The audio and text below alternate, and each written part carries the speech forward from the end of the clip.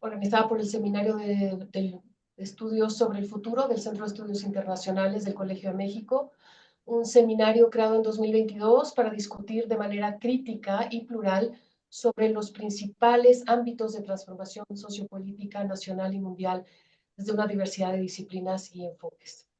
Nuestro ponente invitado el día de hoy es Francesco Cavatorta, quien amablemente aceptó nuestra invitación a compartir con nosotros su conocimiento y su análisis sobre la relación entre Estado, partidos y religión a partir del caso de los partidos islamistas.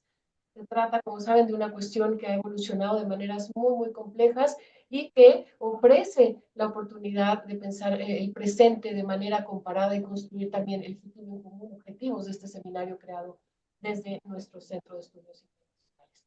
Lo presento brevemente. Francesco Cavatorta es profesor asociado en el Departamento de Ciencia Política de la Universidad Laval en Quebec, Canadá.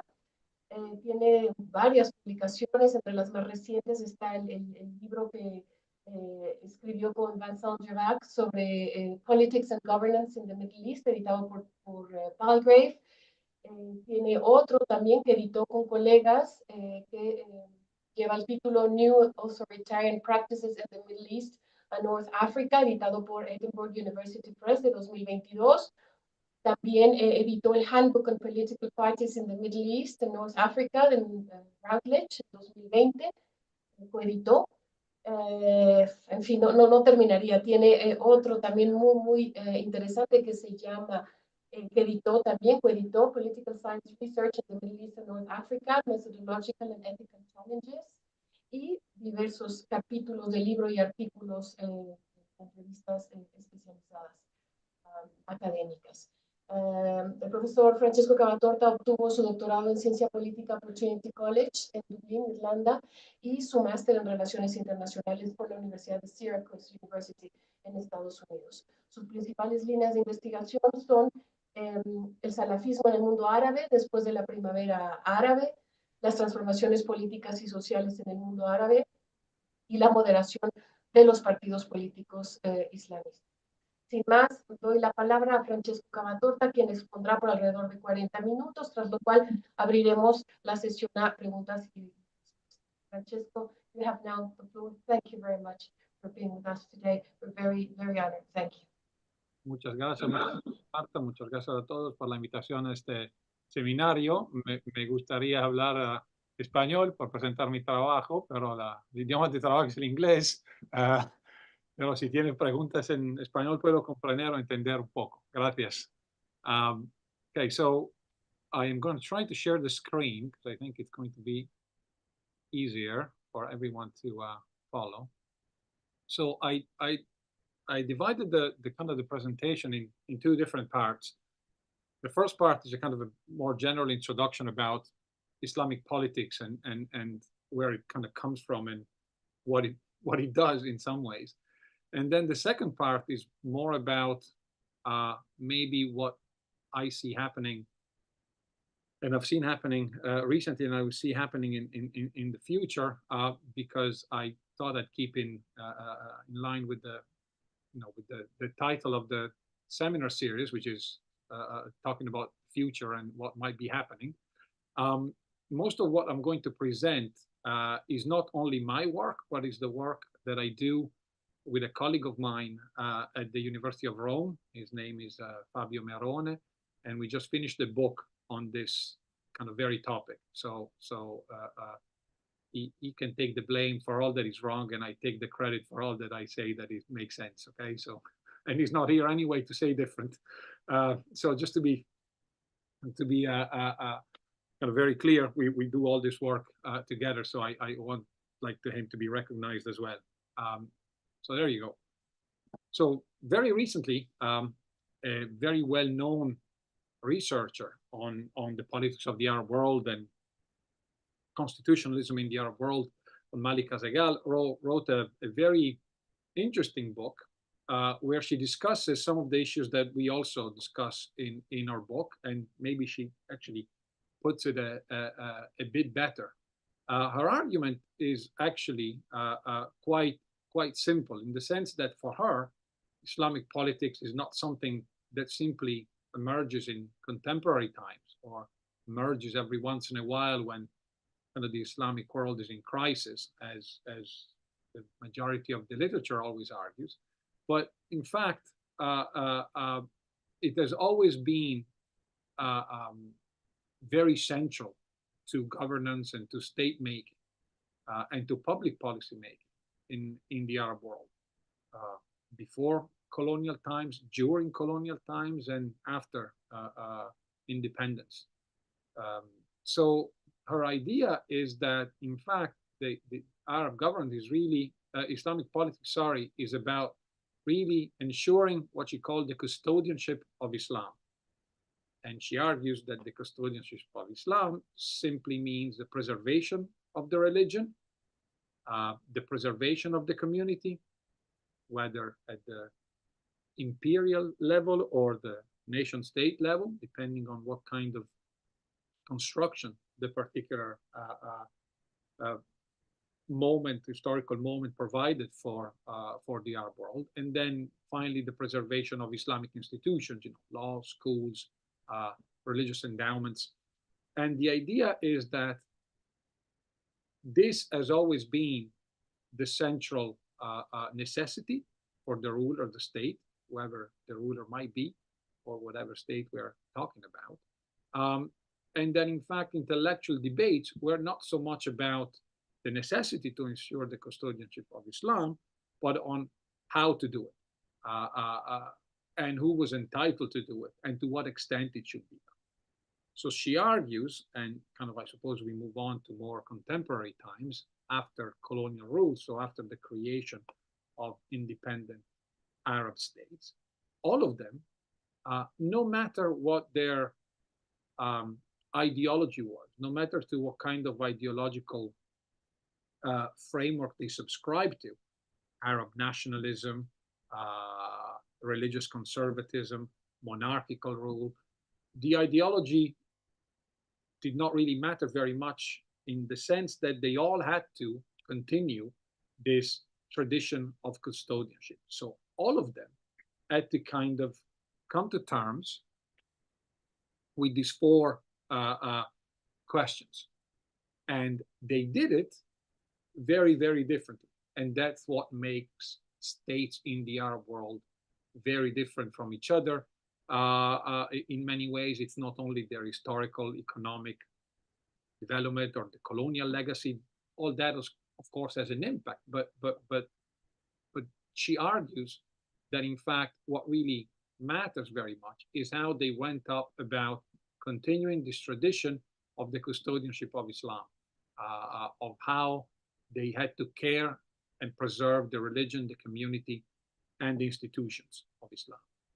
So, for instance, the four questions were: to what extent should Islamic principles constrain the state? A little, some, or a lot. But there had to be some sort of Islamic principle in place. She gives the example, she would provide several examples. One of them is the same one that most scholars actually use, which is Tunisia. After independence, Tunisia is believed to subscribe to some sort of secular ideology because the president of Tunisia enacts legislation that seems to go against the values and principles of religion. In reality, that was never really the case. Tunisia was never a secular state, as maybe we can think of in classic continental European tradition, or North American tradition, or even the Turkish tradition. The idea was that simply he answered to what extent should Islamic principle constrain the state. He said, well, actually, very little. As long as the main principles are there and are interpreted correctly, then there is no need for the state to be constrained. Other states decided to go the opposite way. We can think, for instance, of Saudi Arabia. The same goes for the other three questions. What is the extent of public religious provisions that the state should make available? So how much should the state become involved in ensuring the provision of a public religion? Because it is a given that it is religion of the state. So again, a lot, a little. The same for the third one, what I should say, constrain Islamic institutions. So, for instance, Egypt and Tunisia went quite far in constraining Islam and its institutions, nationalizing mosques, making imams state employees.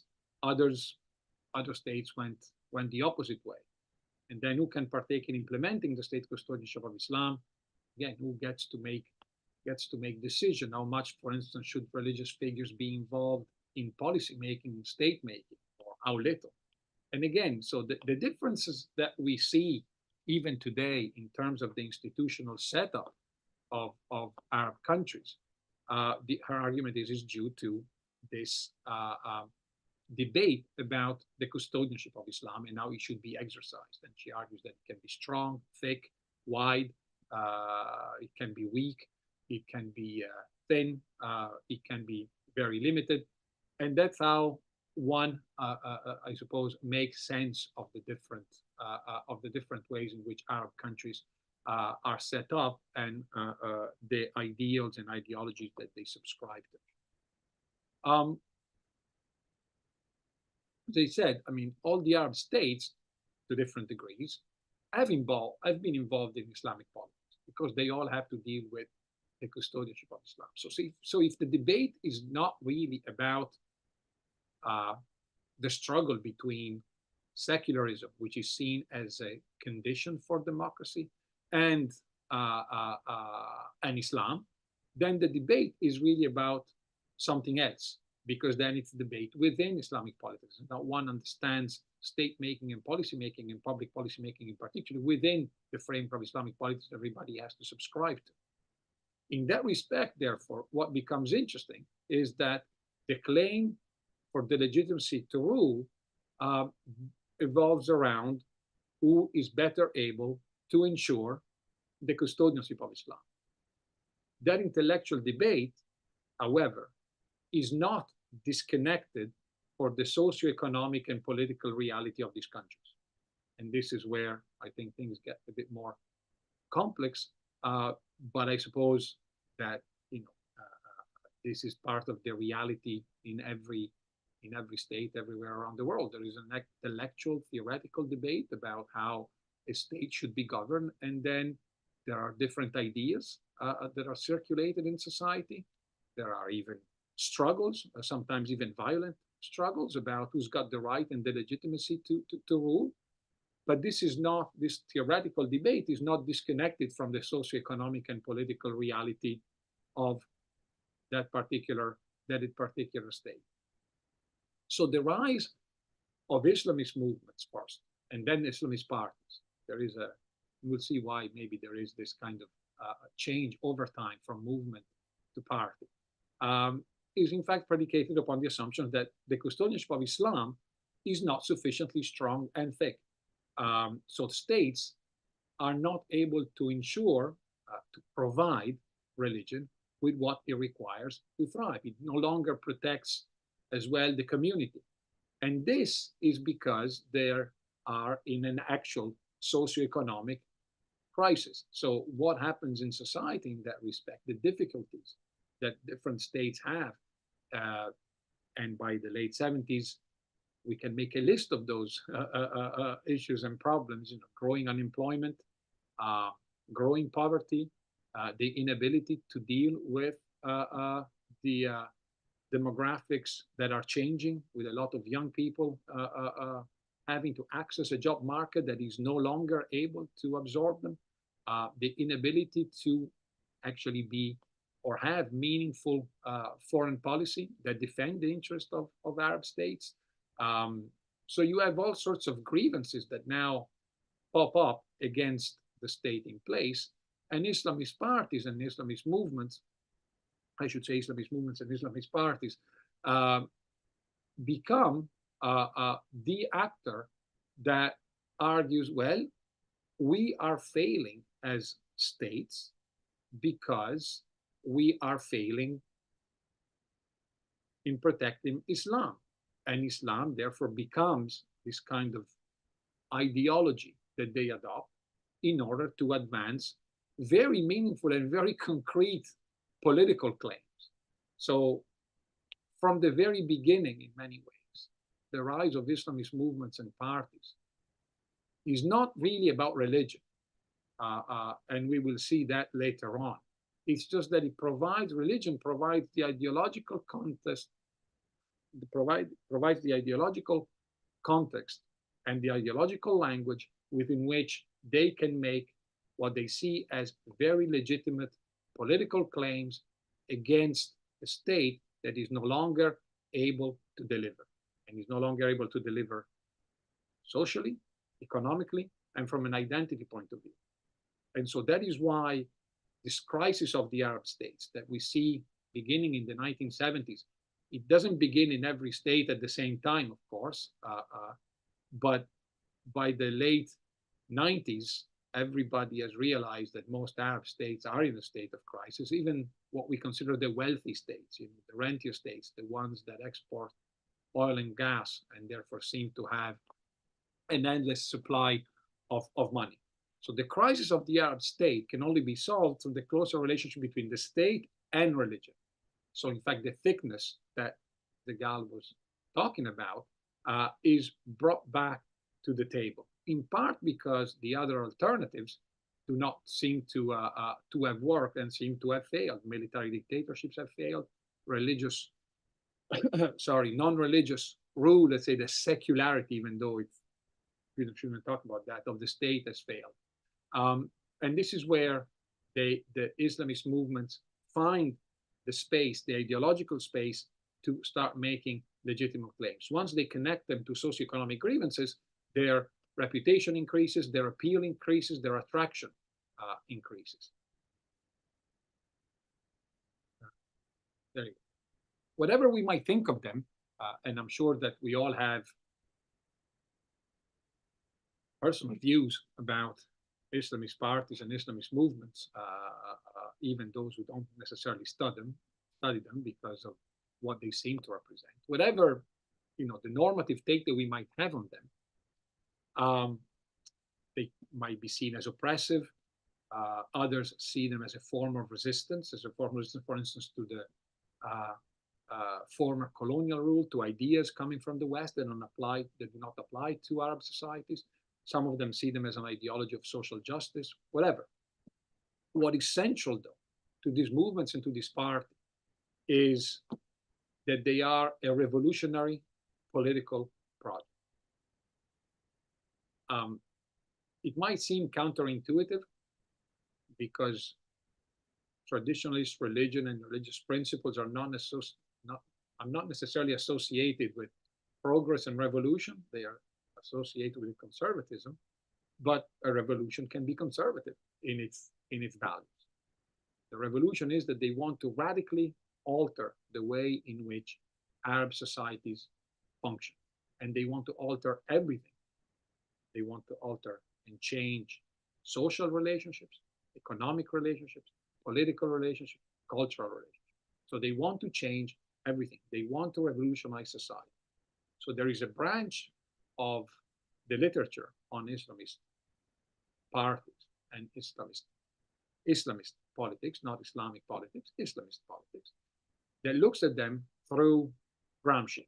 I don't know if you're familiar with the work of Antonio Gramsci, the founder of the Italian Communist Party, but before being a founder of the Communist Party, mostly an intellectual, a writer, someone who had thought about how Italians should deal with the challenges of nation making and state making, and the communist, so he thought a lot about that. And some of his categories, in fact, apply to Islam. And that is what our book that I've just finished with Fabio is really about. So the use of Islam is not simply a device to ensure that there is greater religiosity. And Islamists are not very worried about theological debates. Islam is used as an ideology because it provides categories that are immediately meaningful to citizens when they want to mobilize politically.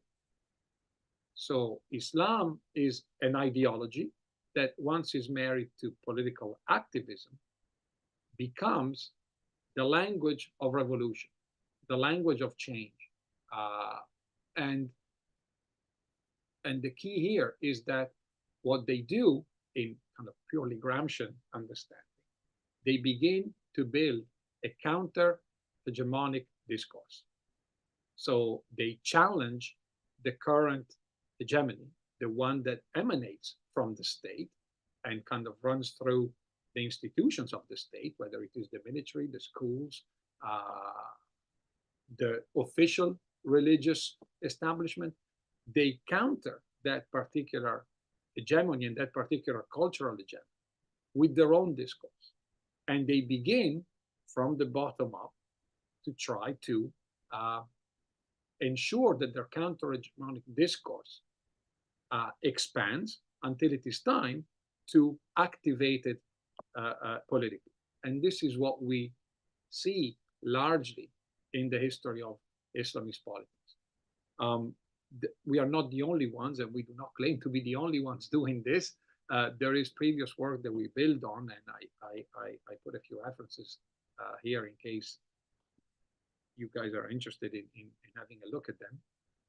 And so what they do something that is quite, in a way, simple, because it is something that Gramsci had thought about and had encouraged communists and socialists to do. So first of all, Islamists diagnose the ills of their society. So they read the crisis of their society, which is an identity crisis, an economic crisis, and it's a social crisis. It's an identity crisis because in several of the Arab states, the model of development adopted by the ruling elites after decolonization is one that kind of apes or imitates badly the modernization of the former colony, or the former colonial power, I should say. So the former colonial power, even though we've resisted it and we finally kicked them out, remains, however, present culturally, politically, economically, as an example to be followed. So the modernization that the West followed and that the colonial powers followed should also be the way we go about doing things, except that now it's done by us, the locals. It's not done by them. But what they've done, it's actually not a bad idea. And so this imitation, according to the Islamists, leads to failure, leads to an identity failure. We no longer know who we are. We are no longer distinctive. We no longer know where we are in the world as a group, as our own identity has been undermined. Islamism allows to rediscover a particular identity. Islamism as well allows for a critique of the economic institutions that have been set up in post-colonial countries, because increasingly the post-colonial Arab state works for the benefit of the ruling elites and to the detriment of the vast majority of the population. Unemployment is up, poverty is up, public services no longer function. As I mentioned, the labor market is no longer able to absorb all these graduates. Emigration becomes an issue, with millions of workers leaving, especially young people, leaving to go and try their chance in Europe or in the United States. Some of them go to wealthier Arab countries as well. So there's an economic failure that needs to be addressed. And the Islamists argue, well, we have got the solution, because what we want to do is actually alter completely these kind of economic relations and the economic institutions we have in place. And finally, it's a social revolution. At the end of the day, the ruling elites are accused of having simply, in some countries more than in others, of course, but if you take Tunisia, Algeria, Morocco, Egypt, Jordan, the ruling elites are accused of simply having replaced the colonial master. So the idea is now the ruling elites live in the house that the master left, but nothing has changed for the population at large. It doesn't really matter whether this is true or not, okay?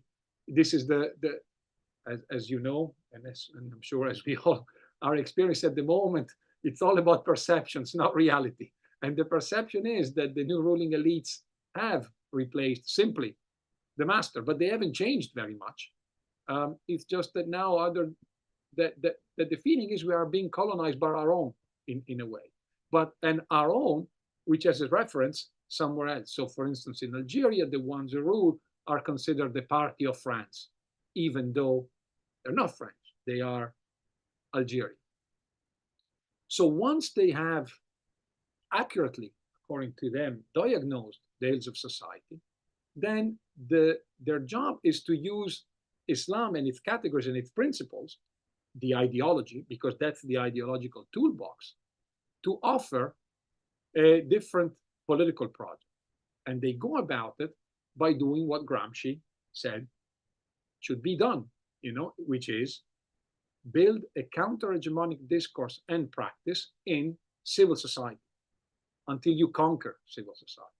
So you try to build this counter-hegemonic discourse by your personal example, the private becomes the public, organizing activities, by going into schools, by going into universities, by simply being a member of society that embodies personally and then collectively the change you want to see. And that's why you have the creation of clinics for the poor, sports cup for the young who have nothing to do, small grants given to businessmen who have run into financial difficulties and won't be able to get a loan from the bank because the bank is in the hands of the ruling elites and the money in the bank is for the ruling elites, not for you. So all this kind of stuff gets done. There's a beautiful article that dates now from 2002 by Robert Woltering at University of Amsterdam, describing how they go about doing this in great detail. And this is the way in which you go about conquering civil society.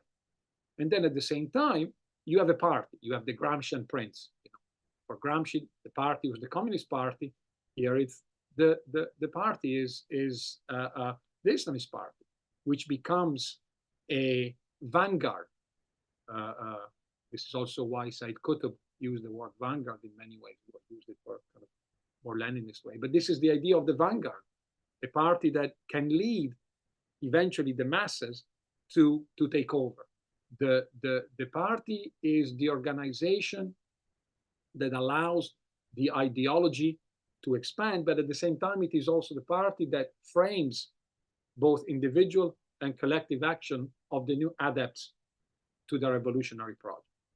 And then finally, you have the war of position and war of maneuver. So you decide whether you stay in a way quiet within civil society and you position yourself, and then you decide when the time is to strike and to take power. So the Islamists are in the 80s, 90s, they're waiting to strike, either through election or through revolutionary violence and so on. But all of them fail. All of them fail. When they either don't strike, and so they maintain a war on position that over time simply erodes their support, or when they strike, in a way they fail because they face the repressive apparatus, because they thought that the state was weak when in fact it wasn't as weak as it might have seemed, because maybe their conquest of civil society was only apparent. Maybe they did not conquer the whole of civil society, maybe just a section of civil society.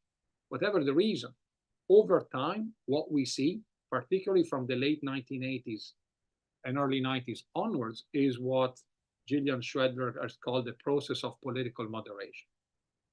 So over time, Islamism as an ideology, and then as a praxis as well, as practical engagement, loses its revolutionary drive. So they are elected in parliament. At the local level, they start making coalition with others. They no longer want to radically transform the society at some stage. They want to be part of the institutions and get some of their policies implemented. This is not a revolutionary project. This is a classic process of ideological moderation. In order to participate, I have to moderate. And slowly but surely, most Islamist parties move from the revolutionary, I suppose, end of the continuum to the more moderate one. And the inability to conquer the state, and therefore the inability to implement a program of radical change, leads to two outcomes. One, lots of parties and lots of movements become parties and make the choice of ideological and pragmatic moderation. One can see it in the Muslim Brothers in Egypt, for instance, in the Tunisian Islamist party, in the Moroccan one, in the Jordanian one, where they are, in a way, now interested in participating in institutions that are democratizing and liberalizing. So they become pro-democracy actors. Not necessarily pro-liberal actors or no pro-liberalism actors yet, but certainly pro-democracy actors. Voting is okay. Democracy is okay. The institutions of democracy are okay. Coalitions are okay. Politicking every day is okay. This is not what they were set up for. This is not the initial objective. The initial objective was Islamic State ruled by religious law. That was the idea. And within that Islamic State, you have the program of radical change. Now, they don't call for the Islamic State. They call for a civil state. And Sharia, well, yes, an inspiration maybe, but maybe not. And if it makes other actors happy that we don't mention Sharia, then we will not mention it, which is what the Tunisians decide to do when devising their new constitution in 2014. And then the remaining Islamists decide instead not to abandon the revolutionary road. You know, there's two roads when a party moderates or a movement moderates. Some will follow on their moderation trajectory. The others will decide that moderation is betrayal and stick to the revolutionary road and choose confrontation, violence, or very conditional participation in institutions. Kind of, well, maybe we can participate in elections, but if we win, there'll be no more elections, kind of thing, which is what Salafis in many ways have done, it's said in some parts of the Middle East. If this story is somewhat familiar to you, is maybe because you have studied or dabbled in leftist politics.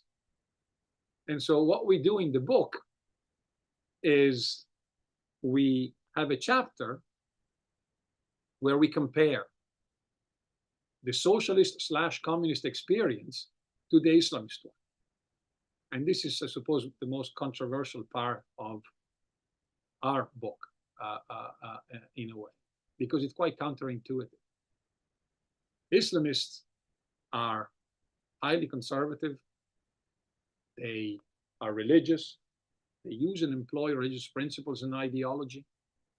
And therefore, when they moderated, they like to compare themselves to Christian Democratic Party. And in fact, there's a lot of writings about how Islamism and Islamist and Islamist parties should seen as pro-democracy actors because at the end of the day, they're like Christian democratic ones. So they use Christianity as some sort of framework reference, and then they participate in politics. You know, Germany, Italy, but also Latin American countries, I'm assuming they have had their fair share of Christian democratic parties from Chile to El Salvador. Islamists are the same. They will use now some sort of Islamic religious reference, but you know, they are pro-democracy actors. They just simply want to participate. Our argument is that the comparison with Christian democracy is wrong, in the sense that Christian democracy was not necessarily revolutionary. It was, in fact, probably more genuinely conservative, both in Europe and, I don't know, Latin America. That's why I put a question mark, because I don't know very much about Latin America. But the experience of Latin America seems to me of Christian democracy being quite conservative, not revolutionary. Islamists, and this is where we wanted to kind of the point that we want to drive home was they are revolutionary. They were the carriers of a massively revolutionary project, a project that intended to alter society completely, to radically transform it. And this is why I think they are more similar. We think they're more similar to socialists and communists. Of course, the comparisons like this are always complicated and a bit light and superficial, but we think it's a kind of the kind of comparison that can be quite useful if we want to think about the future of Arab governance in many. I'll say one word here about leftist parties and leftist movements and Marxist parties and movements in Latin America, and sorry, not in Latin America, I don't know anything about Latin America, in the Arab world, which is that for decades as well, particularly after independence, they also were the carriers of the revolutionary project. They wanted to create a socialist state, a fully complete socialist state. They had no time for anything else. And certainly they had no time for liberal democracy, just like they had no time for the dictatorship in place. And they came to accept the institutions and constraints and rights of liberal democracy much later, once kind of really the Soviet Union collapsed in the 1980s. The Islamists, in many ways, are very similar. They also had a maximalist objective, which was the Islamic State. And it's only much later that they come to the realization that this cannot be done, and therefore they start embracing liberal democracy 10, 15 years after the left in the Arab world had already done. And now they kind of converge in making the same demands to the same authoritarian leaders with the same language, although necessarily maybe not with the same emphasis on certain points, particularly the liberal individual rights. But the idea is they have both given up on what the original objective actually was. And therefore, that's why we see a lot more similarities between the two than with Christian democracy.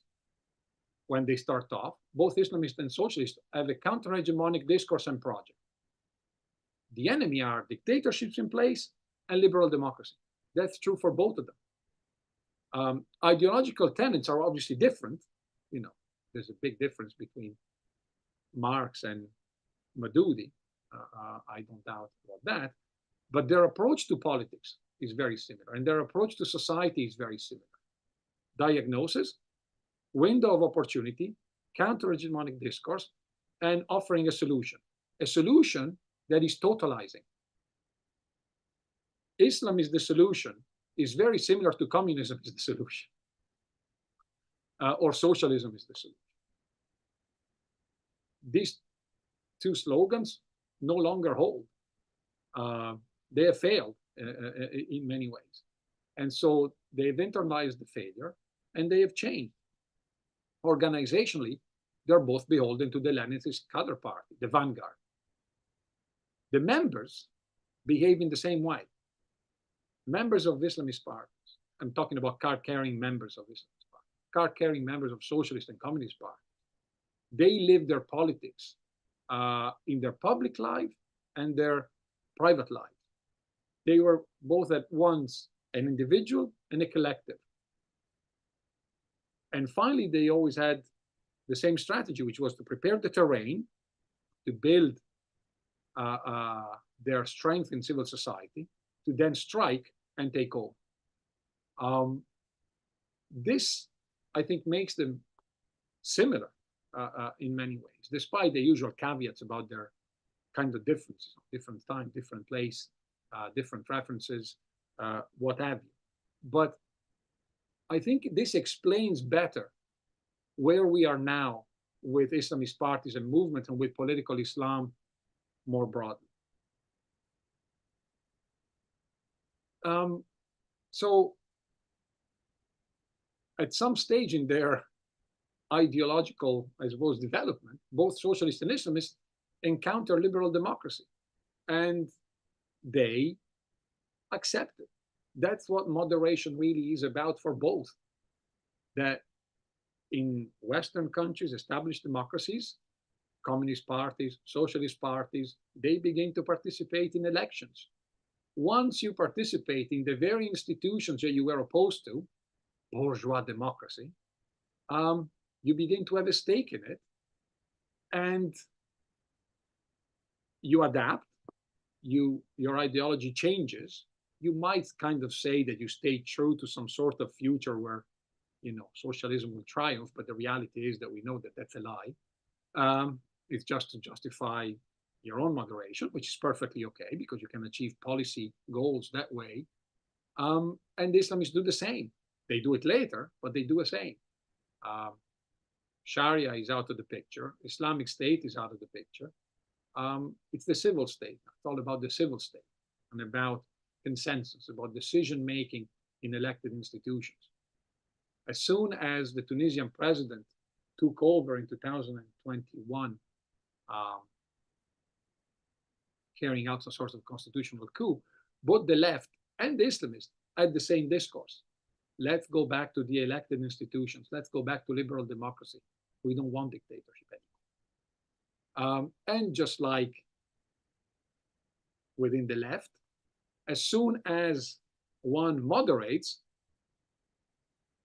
somebody splinters or defects to create another party who will embody again the revolutionary spirit, accusing their former comrades of having betrayed the cause.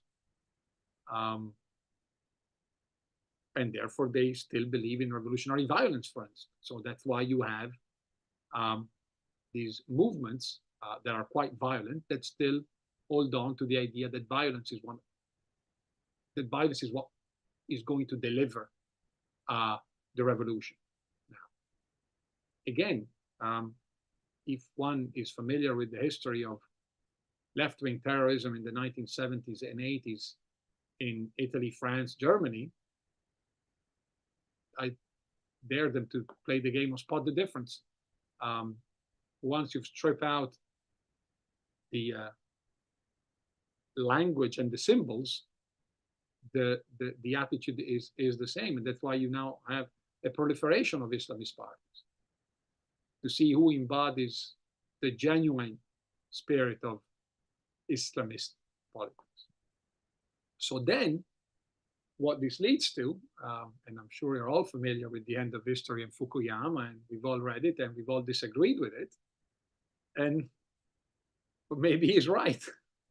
Because maybe despite all the problems liberal democracy has, even Islamists now have decided that there doesn't seem to be that much of an alternative, because the alternative that's in place now is authoritarianism, but that doesn't work. That's why periodically the population revolts against it. 2011 was not the only time where the Middle East or Arab populations, let's put it that way, revolted and demanding something different. Not only, but now it's what both Islamists and leftists in the Arab world now advocate. So maybe Fukuyama was not completely right. Maybe was somewhat right. So I think I will leave it here because I'm more interested in the questions you might have than me going on. I just would like to point out that this is quite a nice paradox. As political scientists, we kind of like paradoxes to explore. I think this is quite a nice one. In a way, how did we get here? How did two revolutionary ideologies ended up eventually in the Arab world, at least, converging on liberal democracy is the answer to the problems that we have. Thank you very much for listening. Thank you. Thank you. Muchas gracias. Thank you, Francesco, for this insightful presentation. Reveals indeed a complex picture of dynamic interactions between political institutions and Islam, and which is also quite embedded in society with far-reaching political and economic implications. And I would say also foreign policy implications. You didn't talk about it, but I would like to ask that. I mean, I don't want to, abusar de mi posición de moderadora, but yeah, I think there are also implications, right, in foreign policy And I think your presentation offers detailed context, for example, for an often neglected aspect of our governance, the governance that has ramifications for also for several Western policy priorities, right, including counter extremism, promoting conflict resolution, promoting democracy or the future political, economic, and social stability of Arab states. So, but as moderator, I must give the floor to the public and my colleagues, and I'll take a first round of three questions or comments, if this is okay with you, Francesco.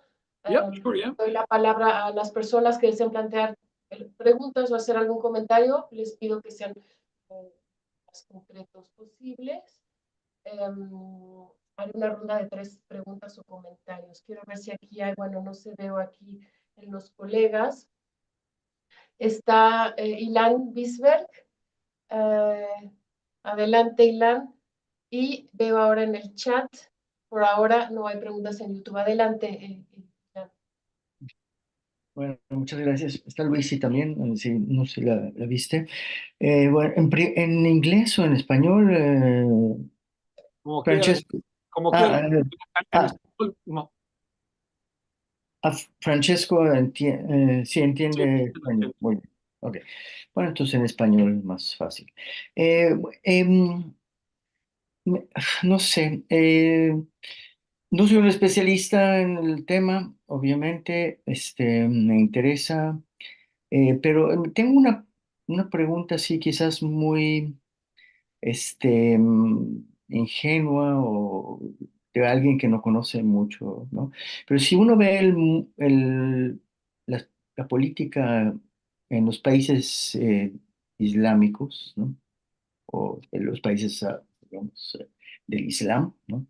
Este, lo que uno ve más bien, más que una moderación de los partidos, eh, pues ve, digamos, partidos en el poder que son muy radicales, ¿no?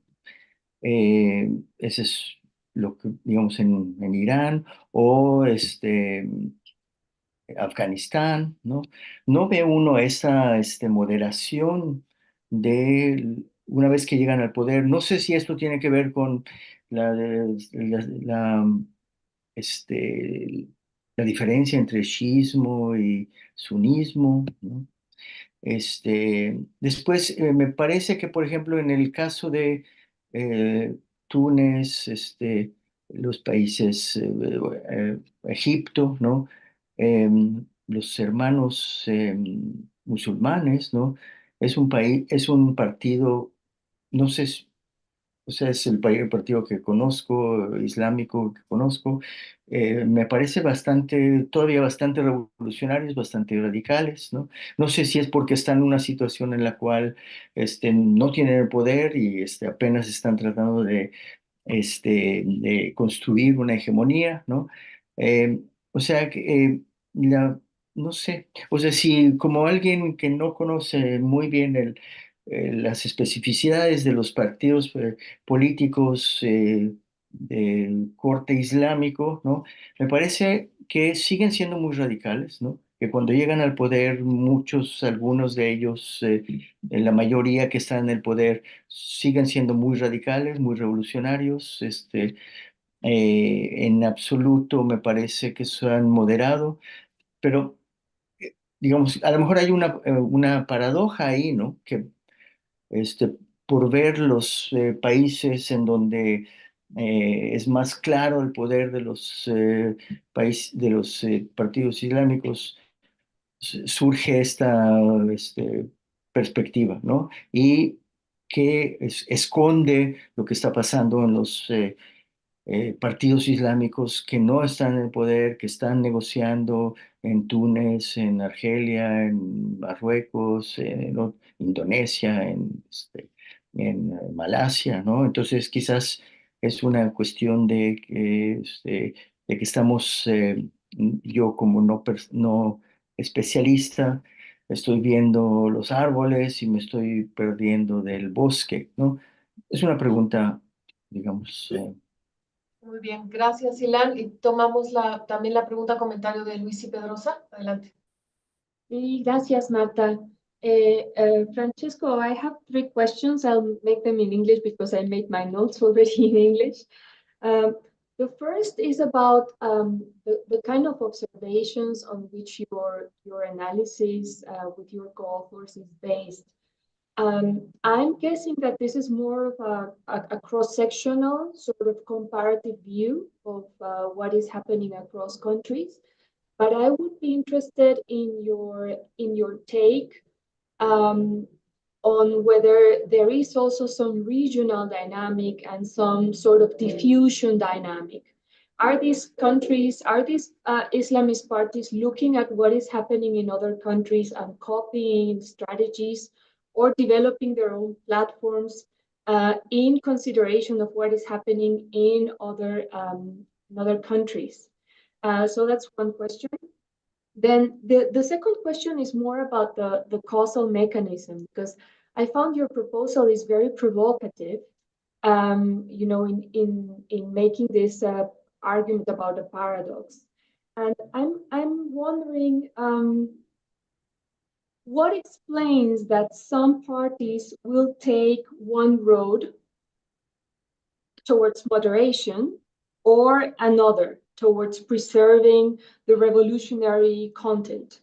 Because I was thinking, until you came to this very surprising moment of you know, proposing that the road can be moderation, I was thinking all the time a little bit maybe also like Ilan, thinking about, okay, this is going to be like an endless sort of arms race dynamic where parties are topping each other all the time in terms of trying to prove that each of them is the better guardian, the better custodian of Islam.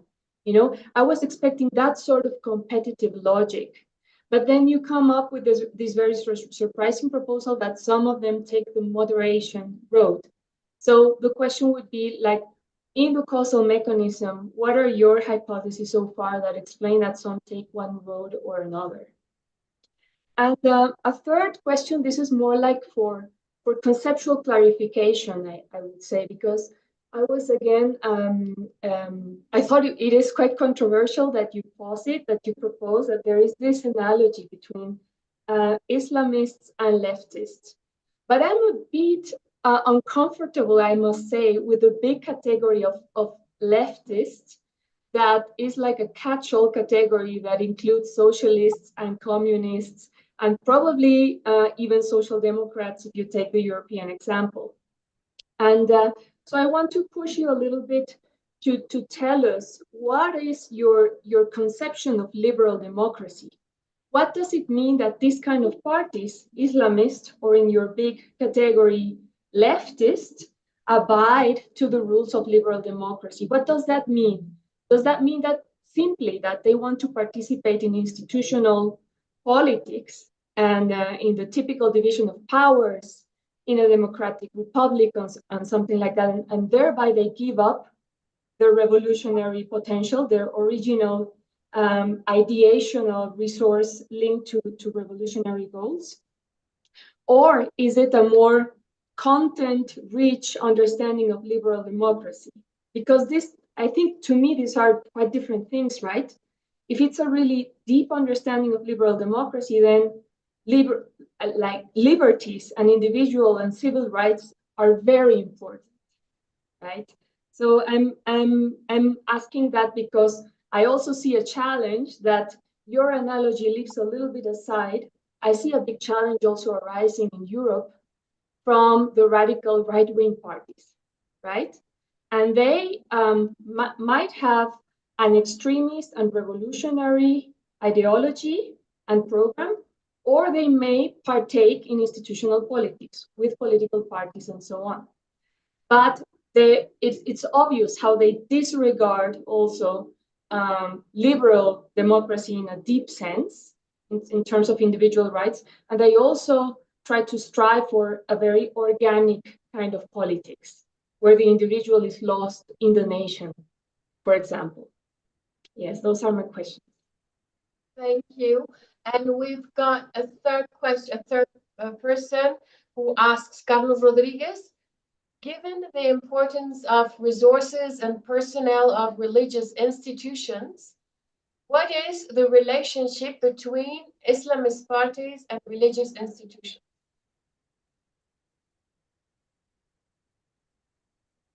Thank you. You have the floor, Francesca, whenever you're ready. Thank you very much for all your questions. They're all very, very good, very interesting. I will start with the foreign policy one that you, Marta, brought up. Yeah, of course, yeah, I don't really deal with foreign policy, but obviously there are incredibly important foreign policy issues, differences, challenges that the Islamist parties have brought up.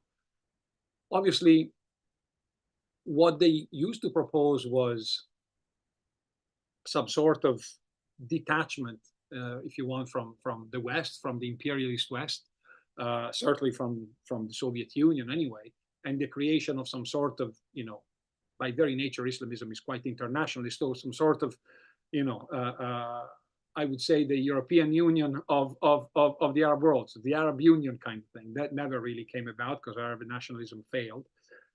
More recently, though, what we have seen again is their moderation in terms of policy, because what they did, in particularly when they were in power, and this maybe addresses some of Ilan's points, when they were in power, they behaved very much like their predecessor used to behave. So I'll give you two examples. The first one is from Tunisia. Before coming to power, the Tunisian Islamists had this idea that the Tunisian economy, this idea, it's the truth, that the Tunisian economy was way too dependent on the European Union. You know, more than 80% of the exports go to the EU. The vast majority of tourists come from the EU. So there's kind of dependence, obviously, because the economy of the European Union is much stronger than the economy of Tunisia. There was an association agreement between the two. And they argued, well, that this created a situation of dependency, which increased the poverty of ordinary Tunisians. And therefore, there was the need to redirect the economy towards something else, and especially somebody else. They wanted to attract more investments from the Gulf. They wanted more partnerships with the Gulf, redirect some of their trade towards the Gulf. When they got to power, which is definitely a legitimate, you know, policy stance. But then when you get to being government and you look at the books and you try to understand how you can detach your economy from the European Union, you kind of think, well, actually, this is not really going to be doable, certainly not in the short term. And the states in the Gulf are not really going to give us what we would like to have. So we change our mind and we become, you know, kind of good keepers of the excellent relationship that we have with the European Union. So they changed tack on that completely. The other case, which probably, Mark, you know about, is the Muslim Brothers in Egypt. As soon as they are elected, but even before getting elected, the first thing that they said was, we are not going to tear up the Camp David agreement and therefore the peace treaty that we signed with Israel. So when they were in opposition in the early days and so on, for decades, they went on about cutting ties with the Zionist entity, as they call it. But eventually, when you are the president or the foreign minister, you realize that maybe that's not really going to be good for Egypt at all. And so, in fact, then you also have the ready-made excuse, because Khomeini used it in his own time, that the national interest was more important than the Islamic interest. So the moderation in some ways is a product somewhat of their internal change and the failures that they have faced. And then it becomes also the product of the constraints of government. The institutions constrain what you can do, what you can't do, and therefore the arguments that you make while in opposition might not necessarily hold once you're in government. I think that makes politics in the region very similar to politics elsewhere. When you have rallies of your members and you want to make sure they turn up for the election, you say an awful lot of things that you might actually not be able to do in government, and everybody knows that you might not be able to do in government, but you fire up your own members and therefore your own activists so that they turn out and vote. I think that makes them normal actors in many ways. I think, to answer Ilan's other part of the question about the moderation and radicality, obviously, I presented a very broad picture. There are national differences, and they are considerable.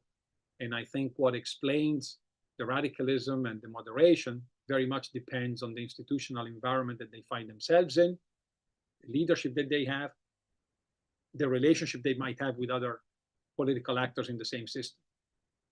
So the idea is, of course, Afghanistan, they have not moderated, but they're not an Islamist party either. They are just kind of a government of fighters in many ways. When it comes to the Arab world, therefore, what we see is that the mainstream parties, the one that find their roots in the Muslim Brotherhood, like the Muslim Brotherhood in Egypt, the brothers in Jordan, Morocco, Tunisia, have moderated their stances considerably. And you can see it when they are in government, or when they were in government, because now they're no longer in government. Again, the institutions are important. The Egyptian Muslim Brothers governed on its own, so it had more latitude to be a bit more radical, but they were nowhere near as radical as it was expected. In Tunisia, the fact that they had to go into a coalition government obviously had an impact as well. You know, you have other partners that you have to discuss with, debate with, and decide with, and therefore that leads to compromises, inevitably, because otherwise one of the coalition partners might pull out, and then the government simply collapses. So I think there's institutional factors that in every country is determine, in many ways, the level of moderation. It's not the only thing. A lot of it depends on leadership. A lot of it depends on past experiences. So the past experience of repression in Tunisia led the Islamist movements to rethink the way in which they might approach Tunisian society, and maybe kind of discover, in fact, that the radicality was not appealing to the vast majority of ordinary citizens. Same thing for the Muslim Brothers. I think the cases that Ilan mentioned, like the Taliban, for instance, it's quite different because they took power through the gun, and so that, I think, makes the dynamics of government quite different. And I didn't mean to say that there is no radicalism left in Islamist politics. There is plenty of it, and you can see it not only in the Taliban, for instance, but also in Salafi movements, or in several Salafi movements across the region. Whether they use violence or not, their views on how politics should be conducted cannot be said to be moderate in any way, really. Then the three questions about from Lucy is the first one. Yeah, obviously, you know, as you said, I presented something that is very broad. I did not really get into specific difference, but there are incredibly strong differences between different countries and within different countries in different localities as well. That's why Islamism and Islamist movements and parties are quite complex to examine. However, I think that the picture of moderation having prevailed over radicalism holds true for most of the Islamist parties in the region, to different degrees, of course, and as I would say later, their embrace of liberal rights also differs, you know, in terms of minority rights, women's rights, the rights of, for instance, sexual minorities and so on. I think the degrees there differ quite a bit. But there is a definite move towards moderation and towards the idea of liberal democracy as certainly as mechanisms. You know, because your question, the third one was about, is it mechanisms or is it individual rights and mechanisms? For the moment, they are wedded to democratic mechanisms and democratic institutions. They still have a very majoritarian view of democracy. So I am elected in power, I rule kind of thing. But that we can see it pretty much everywhere. It's not only in the Arab world. It's not only for Islamists. And what you see as well is a resistance to that moderation that is then embedded in parties that claim now to be genuine Islamists. So they now become the defenders of Islam, while the others, as Ghannouchi said, have become Muslim Democrats.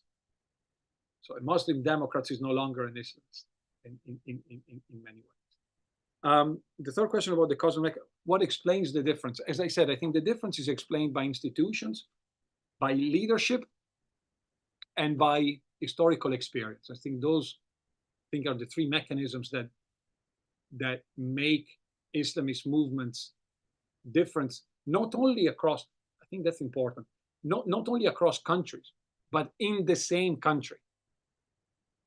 So we might have the same institutional constraints, but one of us will moderate and you, Lucy, will instead radicalize or remain true to the revolutionary spirit. And when that happens, then we can no longer look at institutions, but we can look at the way in which leaders perceive institutions, which is not exactly the same thing. We can think about rivalries, personal rivalries. There's a lot of that, of course. Who gets to lead and why, and where do we take the movement? And then different interpretations of what society actually needs and wants.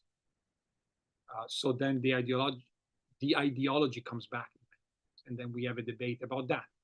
So the institutional difference does not explain everything. Otherwise, the same Islamist movement in the country, in one country, will all go in one direction, but that's not the case. And therefore, then you can multiply that across countries. What they do is they do talk a lot to each other, in fact, and they influence each other quite a bit. There is language in common. There's ethnicity in common. Often there are personal experiences among leaders in particular in common. They might have studied in the same place. They might have been in prison in the same place. They might have been in exile in the same place. So there are all sorts of connections, and they look at what the other does, but they constantly adapt to the national context. So they might be inspired by, you know, the Egyptians might be looking at the Tunisians and vice versa, but then they realize that they are in very different national contexts. That's why there's a tension between the inevitable international dimension of Islamism, communism was the same, and the necessity to adapt to the national context. So at some stage, the Italian, French, and Spanish communists come up with Euro-communism. A purist would say, actually, Lenin didn't really think about Euro-communism. He just thought about communism. So why are you guys doing the Euro-communism? The Islamists are kind of the same in that respect, too. There is Islamism, but then there is Tunisian Islamism, or Egyptian Islamism, or Jordanian Islamism. So the Tunisians are always careful to say that their Islamism is local. It doesn't have its roots in Egypt, where the vast majority of Islamist ideologues have always come from Al-Banna to Qutb.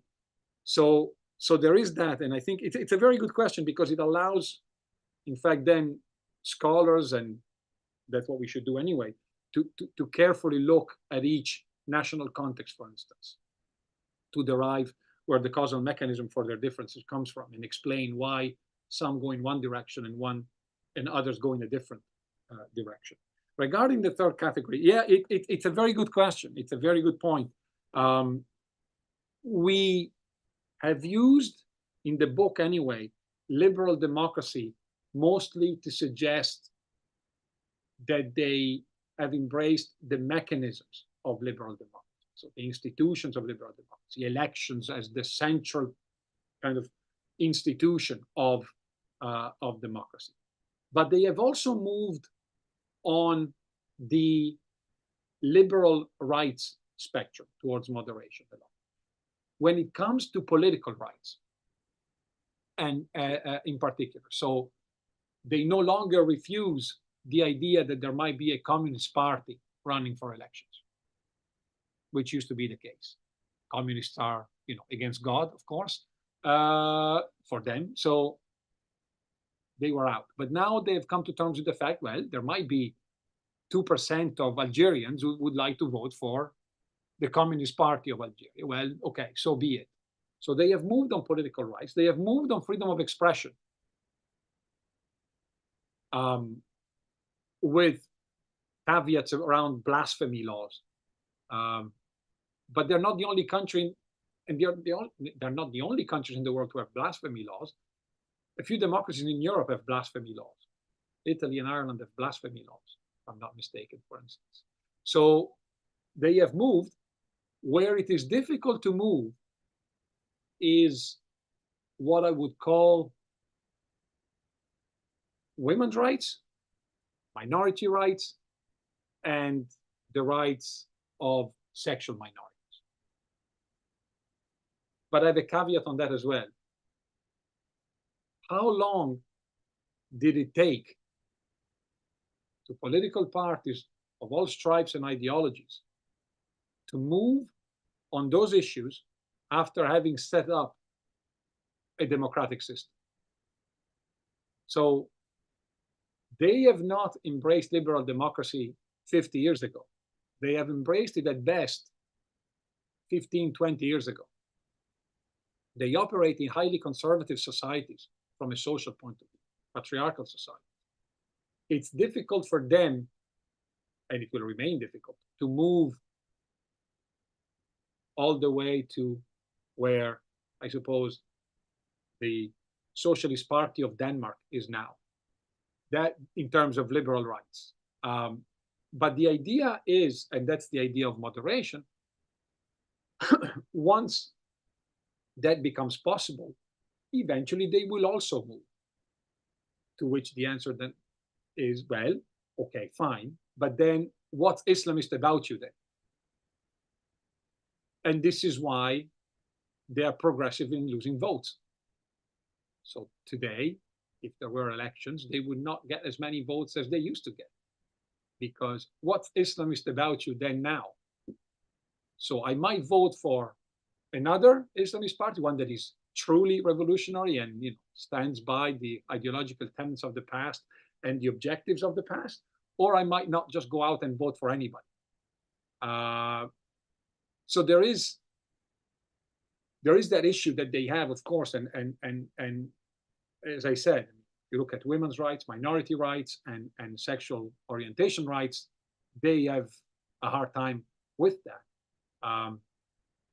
But some of us might surprise us. For instance, the Moroccan Islamists are the ones who brought up abortion as a right in Morocco, which was something that kind of came out of nowhere in many ways.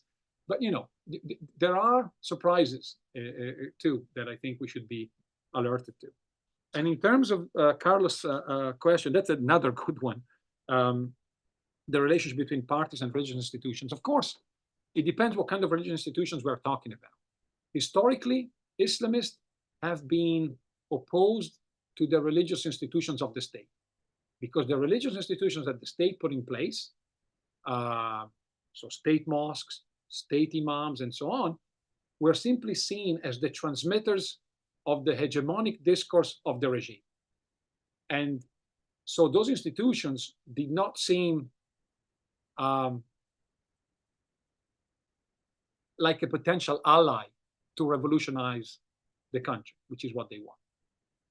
So there was an enormous rivalry between, for instance, Al-Azhar in Egypt and Islamists, state institutions versus Islamists. Over time, this kind of changed. And so what they did, Islamists, is they built their own institutions. that are not necessarily religious institutions, although they have schools and Quranic schools and so on. But what they did, they invested enormously in welfare delivery. So clinics, schools, like proper schools, help for the poor, food drives, interventions when there was maybe an issue in a certain neighborhood. They've also been peacemakers, negotiators in local disputes. Why go to the police? The police is corrupt. Let's see if, you know, this figure of this Islamist party can help negotiate, and maybe our differences can be reconciled through him informally. So that is what they have done over time. So if we are talking about state institutions, no. If we're talking about the institutions they set up and the party, yes. And it's a very good question, because it brings us to one point that I maybe forgot to mention, and that it's important, is that the parties we are talking about were initially movements, and then kind of they became parties.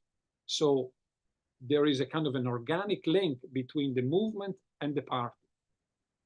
When moderation arrives, there is a necessity to separate the two, because now you have to do politics in institutions and you do the movement stuff in civil society, but the two can no longer overlap.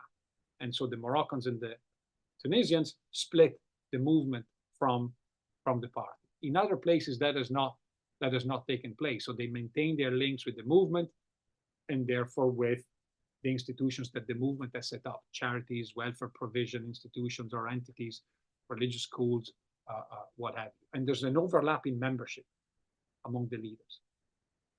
In Tunisia and Morocco, that is no longer the case. I hope that answers your questions. Thank you. ¿Les quisieran agregar algo? No veo. Sí, Ilan, adelante. Okay. Yeah, it's very interesting. I wonder if because you at some moment, well, at the beginning actually, you compared Islamic parties with leftist parties, no? That they were also revolutionary, both are revolutionary, and at one moment they moderate their positions, no, and their perspective and their projects, no. But I think there is maybe I'm wrong again, no? Isn't there an ontological difference between them? And as you said, no, Islamic parties are their main project, their main idea, their main project, let's say, is custodianship, no, as you said, no. So they represent a community, they represent a religion, they defend a community, they defend a religion, if I understand it, no, and a specific religion and a specific community, no, which is Islam and the Islamic community.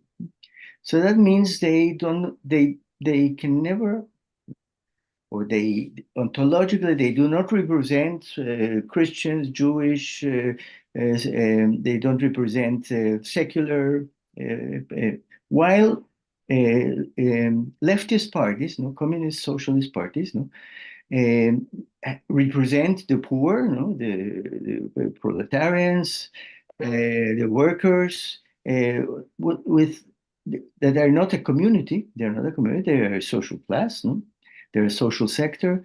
They can be Jewish, Islamic, well, Protestant. Well, you understand what I mean, no? So, isn't there a fundamental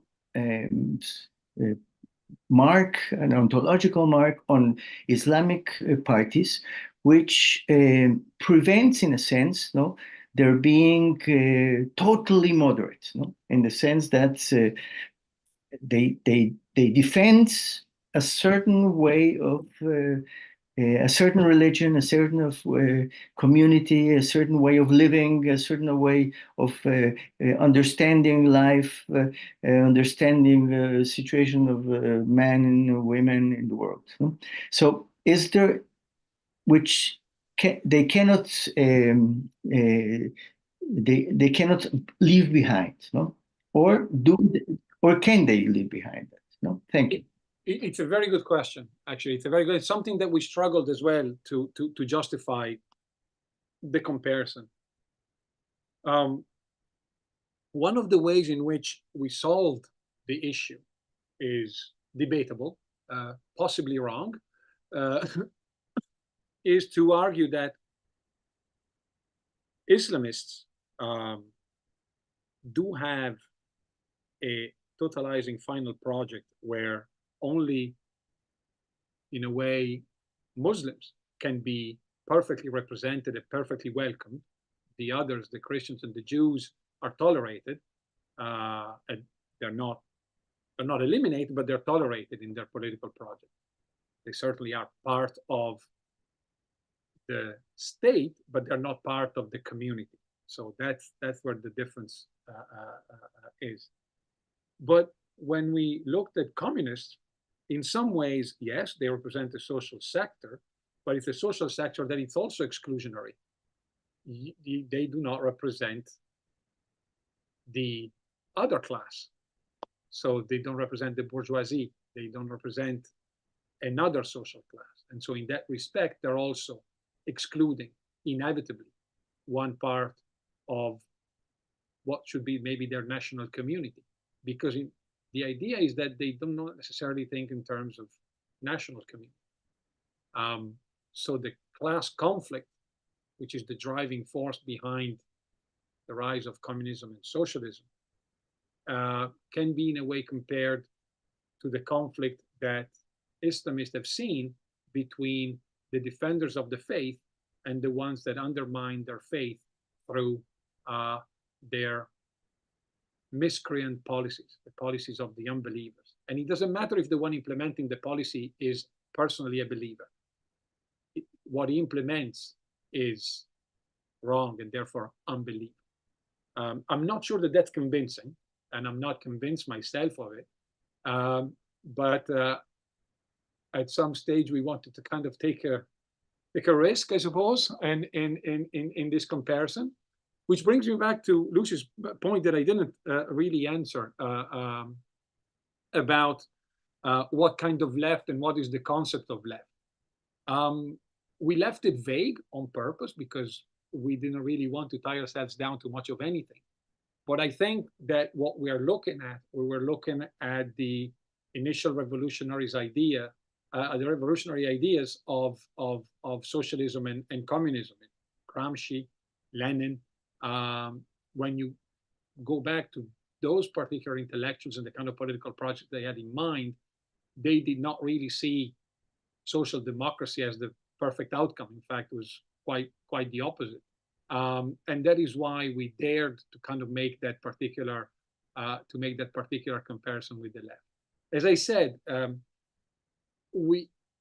I suppose one way of doing it, I could send you the chapter if you want to read it. It's quite boring, but if you want to read it, you can have it, and then you can send me your comments, and then we will change. We'll change the book. It has not been published yet. It will eventually, but you're more than welcome because all these suggestions are actually excellent, and this is why I was also happy to do this to get feedback on what we're doing. Presenting something that is done and finished, yeah, well, okay, it's fine, but it's engaging with people who have different ideas and different takes. So then we can go back to the drawing board and in the revision of the manuscripts include your comments if you are interested. Thank you. Thank you very much. I would have very the general question, Francesco.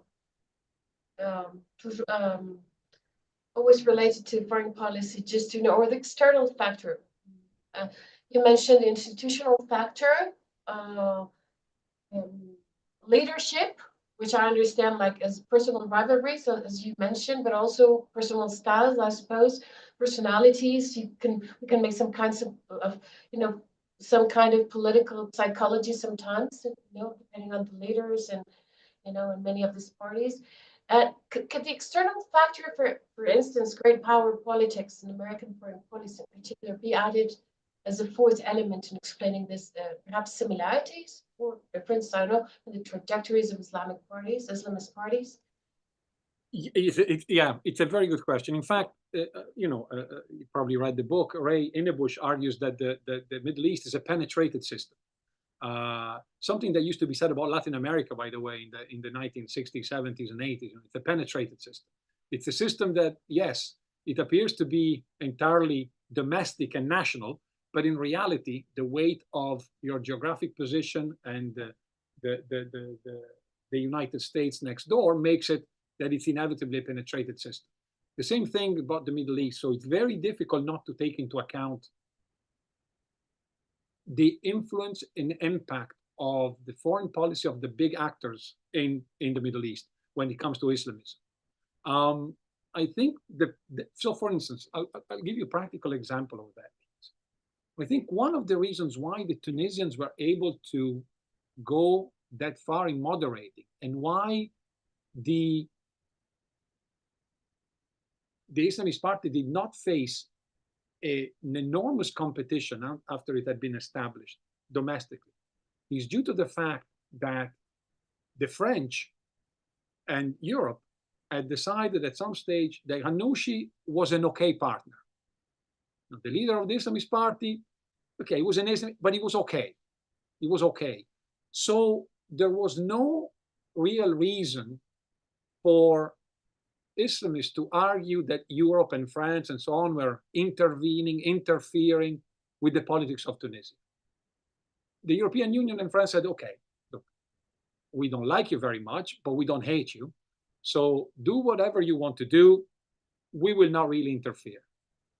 And so that gives those who are always on about imperialism very few munitions. They have no ammunition to play.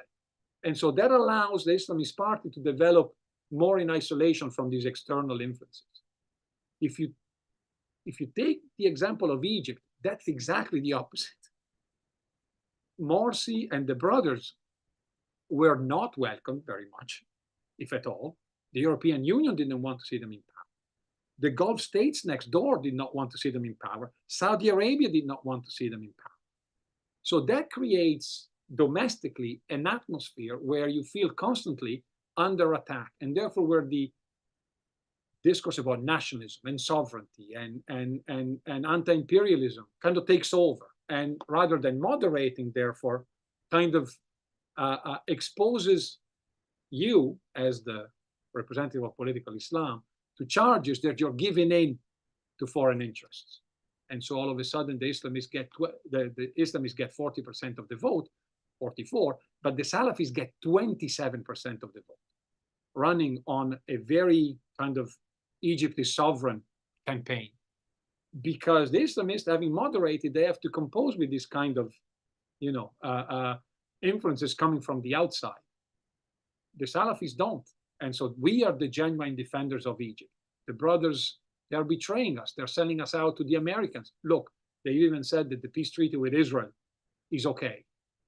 For us, it isn't. So the idea is that in a penetrated system, inevitably, what happens outside has an impact domestically, a much greater impact than maybe it has in other parts of the world. Particularly if you think that at the time, particularly around 2010, 2011, you still had American troops in the Arab world. You had Russian troops in the Arab world. You had foreign troops in Libya. You had a civil war in Yemen, and from 2014, you have Arab countries fighting each other in Yemen. So obviously, what happens in the same regional space has an influence on domestic politics, and it then turned influences foreign policy. Because think of Morsi. He makes a step towards the United States, and immediately he has 1/3 of the country against him. because of what he does. So, it's a difficult position to navigate. The Tunisian Islamists had more autonomy in that respect, and therefore could afford maybe to also moderate more, which is not something that Morsi could afford. Is that the entire explanation for what has happened? I don't think so, but in conjunction with the others, it does provide some sort of,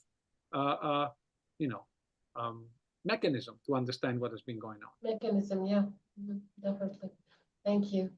Are there any other questions, comments? Fortunately, we're running out of time, but we could give space for someone else. Someone? Okay, no? Well, Francisco, definitely your research, presentation drive, and the need for further research on questions of religion and political parties with regards to areas such as social constituency representation, interest articulation, democratization, party platform formation, party moderation, and what you have presented here is a very rich source of reflection beyond the cases also you presented to us, because as you mentioned also, and what came up in the comments and the questions, religious parties are often studied on a case-by-case basis, even though they arise in many different societies and various faith traditions, and we can also find this kind of similarities with other non-religious movements, groups, and parties. It's a discussion of various ways also that political parties and religion, and for instance, can intersect. Allows also to consider a sense of cases that have provoked considerable scholarship, as the Christian Democratic parties in Europe you mentioned, religion and parties in the United States, Islamic parties, of course, in the Middle East and the Arab world, and leftist parties, as you and your colleague are working on this comparison in your book. Thank you very much again for your generosity, for sharing with us your research and thought about this topic and the future of democracy. So thanks again. And a todos, muchísimas gracias también por haberse conectado. Recuerden que esta charla estará disponible en el sitio web del Seminario de Estudios sobre el Futuro del Centro de Estudios Internacionales del Colegio de México. Los invitamos a permanecer atentos a nuestras próximas actividades ahí y en redes sociales. Muchas gracias, Francesco. No, muchas gracias a todos, muchas gracias por las preguntas. Y si quieren leer el capítulo, que me... Sí. Perdonen, muchísimas gracias. Yo ya me estaba despidiendo, pero acaba de aparecer una pregunta, perdón, de Roberto Blancarte. Pregunta, ¿cuándo el Islam deja de ser una religión? ¿Cuándo el Islam deja de ser una religión y comienza a ser una ideología? ¿Qué diferencia habría, por ejemplo, si distinguiéramos el cristianismo como religión y como ideología? Sí, todavía tenemos, sí, adelante. Y también Mauricio, de hecho había visto tu mano, Mauricio, apenas también, una disculpa. Si quieres preguntar algo, lo agregamos, comentar. In terms of the relationship between Islam as a religion, Islam as an ideology, I think Islam is, of course, a religion, but there is no reason why its principles and its symbols cannot be mobilized to form the reference for ideological work, in the sense that they can provide the theory for you to engage in practical activism. I think in that respect, Christianity might not be that different. And maybe we see these days in the United States, where Christianity or certain interpretations of Christianity are certainly used to serve a specific ideological framework that then translates itself into activism, which then translates itself into policies. I think what I don't think, let me answer Roberto in a different way. What I don't think is, I don't think Islam is unique in that respect. Where Islam is unique, and I think that is a problem for those who engage in Islamist activism, is that the idea of the perfect society is not in the future, but it's in the past. There's already a template in Islam for the perfect society, and it's the society of Muhammad, the early days of the religion. the Constitution of Medina. And so they already have an example in the past that most Islamist activists tend to refer to as the necessity to replicate that model. I think that is an obstacle, because if your ideal society is in the future, you can kind of imagine it in many different ways. But if your ideal society is in the past, there's already some sort of prescribed framework that you have to use, a template that you have to use to do it in the present. And I think when that past and this present then collide, make it more difficult to do politics and to be more open and tolerant towards others.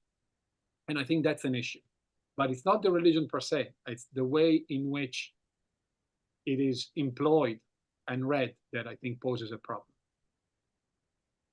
Or an opportunity, not only a problem, obviously an opportunity as well, to do political activism. Muy bien. Muchísimas gracias. Gracias ahora sí a todos nuevamente por haberse conectado. Síganos en nuestras redes, ahí estarán, podrán informarse sobre las siguientes actividades que tendremos. Desde el Seminario de Estudios sobre el Futuro del Centro de Estudios Internacionales, agradecemos nuevamente la participación de Francesco Cavatorta.